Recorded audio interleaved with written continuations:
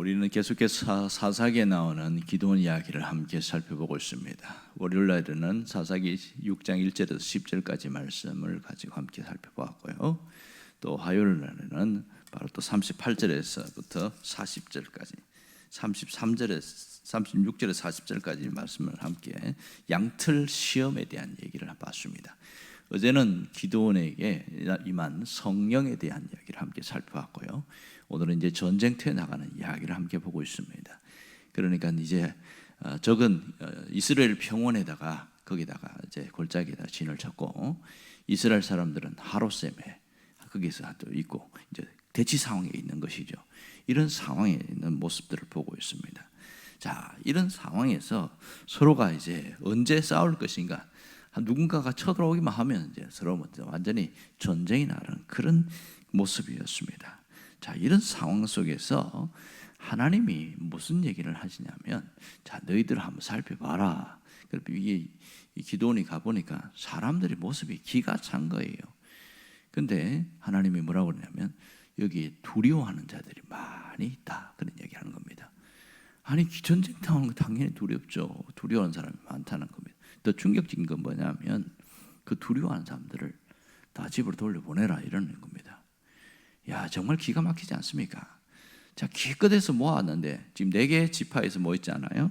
이 기도원에 있는 므낫세 지파, 아셀 지파, 스불론 지파, 또 납달리 지파, 이렇게 해서 32,000명이 모였는데 3절에 보면 두려워하는 자는 집으로 돌려보내라, 이런 얘기를 하고 있어요.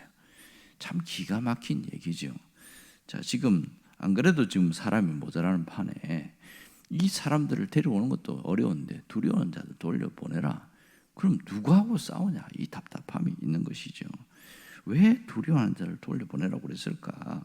한 명이라도 아쉬운 판에 돌려보내면 누구와 싸우는가? 그런 의문점이 생기게 되는 것이죠. 여러분, 지금 32,000명이면 한 사람이 4명 혹은 5명과 싸워야 됩니다. 적은 13만 5천 명이었으니까 그것도 단순한 숫자가 아니고 정예 병력이었잖아요. 그러니까 그런데 돌려보내면 얼마나 숫자가 줄어듭니까? 전쟁을 할 수가 없는 것이죠. 문제는 돌려보내서 간 사람들은 야, 우리 살았다. 그리고 이제 우리는 이제 살았다고 집으로 가니까 안심이잖아요. 문제는 남아있는 사람들입니다. 남아있는 사람들의 사기가 완전히 땅에 곤두박질 치겠지요. 우리는 뭐냐는 거예요. 우리는 뭐냐. 근데 이 사람들은 어떻게 되겠어요? 그들 속에 이미 전쟁하기도 전에 다 우리는 끝났다, 죽는다, 패배의식과 죽음에 대한 두려움이 더 크지 않겠어요? 생각해 보세요. 돌려보내면 절대로 안 되는 사람들은 돌려보내라고 하니 기가 찰 노릇입니다. 그럼 여기서 왜 하나님이 두려워하는 자들을 돌려보내라고 한 것인가? 이 점이 대단히 중요한 거예요. 왜 두려워하는 자를 돌려보내라고 한 것인가? 그것은 분명한 것은 현실의 벽 앞에, 전쟁을 앞둔 이 현실의 벽 앞에서 두려워하는 자들과 하나님은 일하기를 원하지 않기 때문입니다. 이게 분명한 사실이지요. 두려워 떠는 자는 이미 전쟁을 하기도 전에 도망갈 준비부터 하는 자들이기 때문에 그렇습니다. 사실은 두려워할 수밖에 없는 상황이 맞아요. 더 뒤에 있는 12절을 보면 이 사람들이 보면 미디안과 아말렉 사람들이 같이 왔지요. 여기 나오는 동방 사람들은 누구냐면 용병들입니다. 아마 미디안에서 돈을 주고 또 고용한 사람들 같아요. 적어도 용병이면 아주 훈련된 정예병력이고 굉장히 잘 싸우는 사람이죠. 이런 사람들만 모였는데 골짜기에 누웠는데 뭐라고 그래요? 메뚜기 같이의 많은 수 같고 그랬어요. 메뚜기의 많은 수 같고. 얼마나 새까맣게 모였는지 아시겠지요? 그리고 낙타의 수가 많다고 그랬어요. 낙타를 왜 끌고 가겠습니까? 이스라엘에 있는 모든 양식과 있는 것들 다 싹 쓸어버리려고 작정을 한 거죠. 낙타의 수가 모래같이 많다 하는 건 얼마나 많은지 알 수 있습니다. 자, 솔직히 이런 상황에는 너무너무 두려워하는 것이 정상적인 것이죠. 그런데 이 상황에서 두려워하지 않는다는 것은 어떤 분이 이런 표현을 썼어요. 그거는 개념 없는 사람이라 양심에 화인 맞거나 거짓말하는 사람이거나 맛이 간 사람일 거다.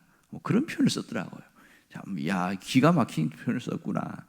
이 양심에 완전히 뭐 감각이 없거나 정신없는 맛이 간 사람이지, 이 상황에서 두려워하는 게 정상이지 않겠냐. 현실을 보면 당연히 두렵다. 그런데 왜 굳이 하나님이 두려워하는 사람을 돌려버렸냐? 표면적으로는 하나님이 두려워하는 자들과 함께 일하기 싫다, 그 얘기가 맞거든요. 그런데 저 엄청난 때 앞에서 긴장하고 있는 거 맞는데 왜 그러냐면 하나님께서 두려워 떠는 자를 돌아오는 근본적인 속사정이 있어요. 그건 뭐냐면 오직 하나님만 의지하고 싸우게 하려는 게, 이게 핵심이었어요. 하나님만 의지하고 싸우는 거. 철저하게 하나님만 의지하는 사람들과 함께 일하려는 것이죠. 신명기 20장 1절에 보면 이런 말씀이 있습니다. 내가 나가서 적군과 싸우려 할 때에 말과 병거와 백성이 너보다 많음을 볼지라도 그들을 두려워하지 말라. 애굽 땅에서 너를 인도하여 내신 내 하나님 여호와께서 너와 함께 하시느니라. 하나님이 이런 말씀을 하고 있습니다. 자, 여기에 탈락한 사람들은 소심하고 심약하고 무서워하고 아무것도 못하는 그런 사람이 아니었어요. 여기 탈락한 사람들은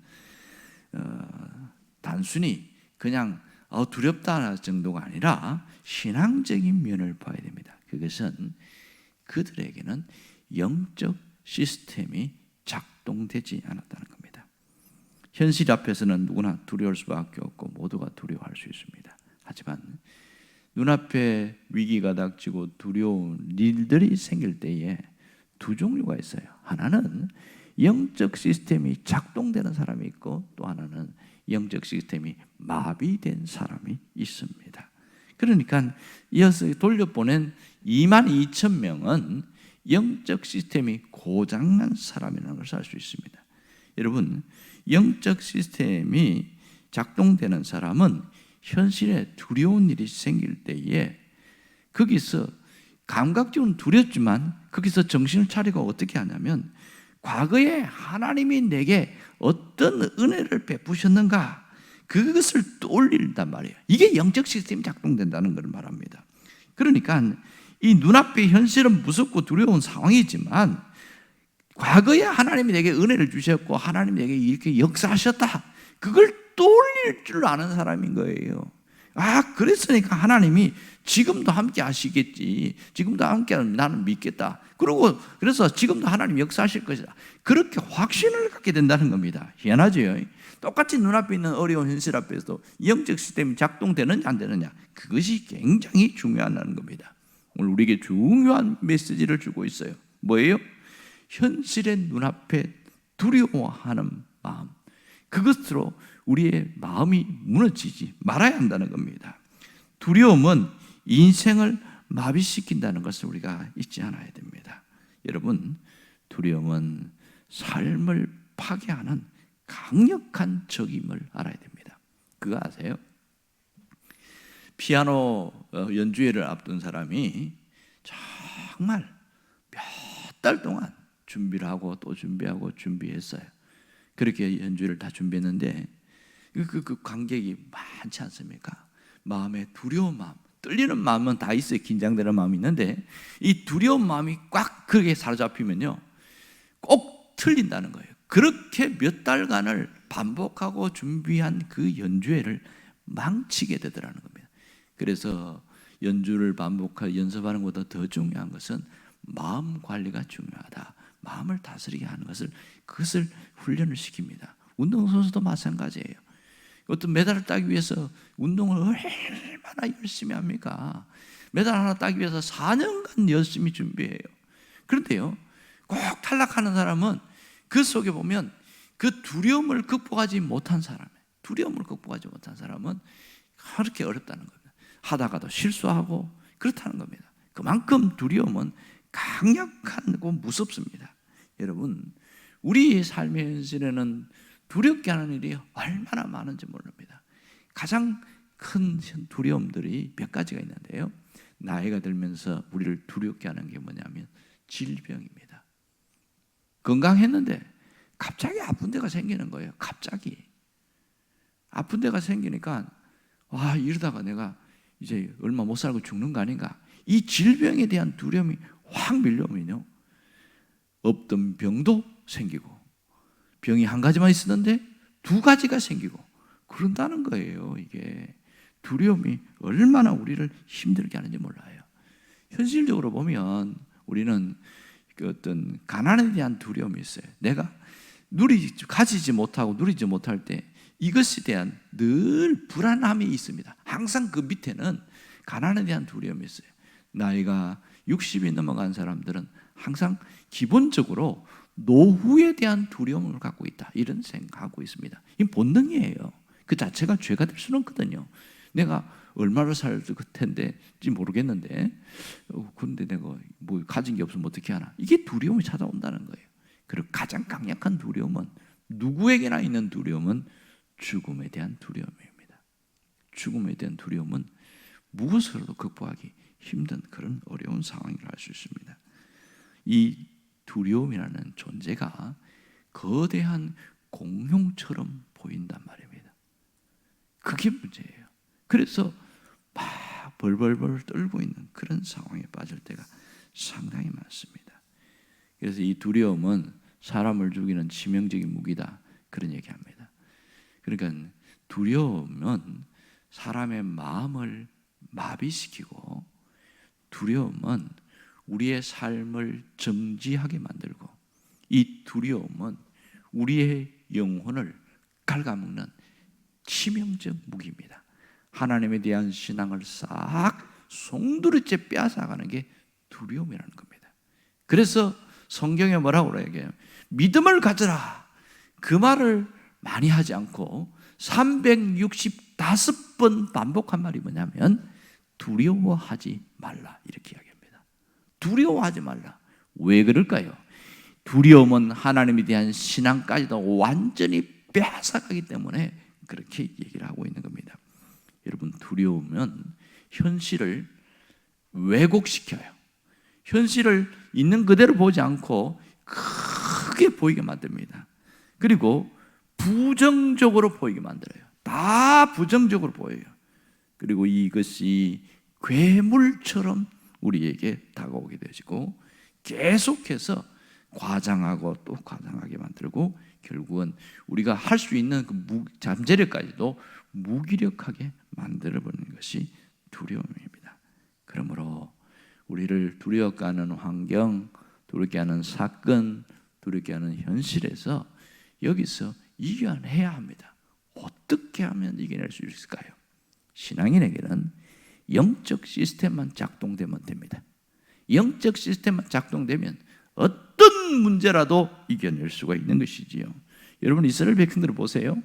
이 엄청난 문제 앞에서 영적 시스템이 작동된 사람과 안 된 두 종류의 사람들이 나오는 걸 봅니다. 그것이 어디 나옵니까? 민수기 13장 14장에 보면 그때에 가데스 바네아 사건이 나옵니다. 12정탐꾼이 40일 동안 가나안을 정탐하고 이후에 보고하는 사건 기억나시죠? 그때 10명은 사실을 이야기를 했어요. 사실. 그들은 키가 얼마나 크고, 그리고 성읍이 얼마나 크고, 그리고 땅이 어떻고, 사실을 쫙 이야기했어요. 그것만 이야기했다면 문제가 되지 않는데, 그들에게 영적 시스템이 고장나니까 해석을 어떻게 붙였냐? 우리하고 그들하고 비교하면 우리는 마치 메뚜기 같다, 이렇게 얘기했어요. 메뚜기 같다. 똑같은 현실을 두 사람은, 여호수아와 갈렙이라는 두 사람은 현실을 딱 보면서 해석을 어떻게 했는지 아세요? 그들은 우리의 밥이다, 이러는 겁니다. 아니, 같은 걸 보고 왜 이렇게 해석이 달라지냐고 얘기해요. 그것은 영적 시스템이 작동됐느냐 그렇지 않느냐, 그 문제입니다. 이 갈렙이 분명하게 이야기하기를 뭐라고 그러냐면, 그들은 우리의 밥입니다. 왜냐하면 하나님이 우리에게 주신 땅이고, 약속의 땅이고, 그리고 우리가 갈 때 하나님이 함께 하실 겁니다, 이 얘기를 하는 거예요. 신명기 20장 1절 말씀을 그대로 풀어서 인용해서 얘기하는 거예요. 놀랍지 않습니까? 아니, 똑같은 걸 보고 왔는데 왜 이렇게 해석이 달라질까요? 문제가 생겼어요. 사건이 터졌어요. 그런데 영적 시스템이 작동되는 사람은요, 해석하는 게 완전히 다른 거예요. 어떻게 해석해요? 신앙적으로 해석하고 하나님의 말씀을 갖고 해석을 합니다. 그러니 이겨내는 거죠. 놀라운 것은 이 두 사람은 하나님이 끝까지 저기에 가나안 땅에 가서 마지막까지 장수하고 살게 했다는 겁니다. 놀라운 것은 지금 우리에게 영적 시스템이 작동하고 있느냐 안 느냐, 이게 굉장히 중요한 문제입니다. 이건 단순히 그냥 하나님을 믿고 안 믿고의 문제가 아니라 나를 살리느냐 죽이느냐는 이 굉장한 문제인 거예요. 여러분, 영적 시스템이 작동되는 사람은요, 보는 게 다르고 생각하는 게 다르고 말하는 게 달라지게 되어집니다. 하지만 영적 시스템이 딱 마비된 사람은요, 볼 때에 무조건 부정적으로 보는 거예요. 말을 할 때에 거칠게 말을 하는 거예요. 안 된다고 이야기하는 거예요. 죽을 것 같은 얘기만 하는 거예요. 이 사람은 고장이 난 거예요. 하지만 이 영적 시스템이 잘 작동되는 사람은요, 힘들긴 하지만 하나님이 함께 하실 거야. 신명기 20장 말씀대로 말입니다. 하나님이 우리를 이끌어 주실 거야. 그래서 우리는 이길 수 있어. 이렇게 말을 하더라는 겁니다. 여러분, 우리 자신을 돌아보자고요. 나는 과연 영적 시스템이 작동되고 있는가? 아니면 꽉 뭔가 나사가 빠져서 멈춰 있는가? 돌아볼 수 있어야 됩니다. 여러분, 내 시야에 주님이 보이면 어떤 두려움도 이길 수 있습니다. 영적 시스템이 작동되는 사람은 문제가 생길 때에 주님 하고 생각할 때, 주님이 계시지, 문제보다 주님을 크게 보는 겁니다. 제자들도 그랬잖아요. 마태복음 8장이나 보면, 누가복음에도 보면 무슨 얘기 나옵니까? 풍랑 가운데 있는 이 제자들의 모습 보세요. 분명히 예수님이 거기에 잠을 자고 있어요. 함께 하셨어요. 그런데 죽는다고 마우성 키잖아요. 어떤 제자가, 아니 예수님 이 지경에 잠 어떡합니까? 우리 지금 죽을 지경인데 가만히 계시면 어떡합니까? 그럴 때에 예수님이 바람과 파도를 잠잠하게 한 사건 기억나시죠? 여러분, 예수님이 없어서 그들이 두려운 게 아니에요. 예수님을 먼저 앞세우고 했으면 그들이 그렇게 할 이유가 없었죠. 똑같은 비슷한 사건들이 나타나지 않습니까? 똑같이 바다에서 고생할 때 한 번은 예수님이 산에서 기도하다가 내려오시잖아요. 하도 고생하고 하니까 죽을 것 같으니까 물 위를 걸어오시는 거예요. 제일 먼저 한 게 뭔지 아세요? 안심하라, 두려워하지 말라. 첫 번째 하신 말씀이에요. 놀랍지 않습니까? 왜 이렇게 이야기했을까요? 두려움이 우리를 무너뜨리기 때문에 그렇습니다. 오늘 나를 두렵게 하는 사건이 문제가 아니라 내 안에 영적 시스템이 작동되는지 안 되는지 그것을 점검해 봐야 됩니다. 하나님 지금도 통일하게 말씀하십니다. 네가 물 가운데 지날 때에 내가 너와 함께 할 것이라. 강을 건널 때에 물이 너를 침몰치 못할 것이며 네가 불 가운데로 행할 때에 타지도 아니할 것이요 불꽃이 너를 사르지도 아니하리라. 이 말씀을 굳게 믿고 여러분의 삶에서 모든 두려움을 이겨내는 강력한 믿음의 사람 되시기를 간절히 바랍니다. 기도하겠습니다.